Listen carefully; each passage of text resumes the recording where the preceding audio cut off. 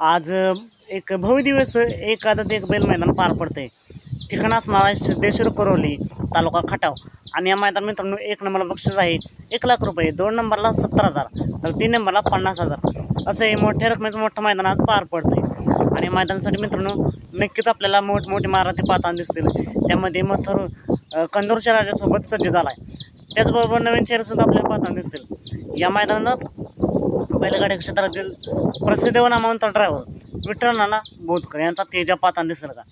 तर मित्रांनो जर आपण पाहिलं तर तेजा कालच पळाला आहे आणि काही कारणास्तव सेमीला हार झाली असण्या खेळ म्हणल्या हार जीत होत असते.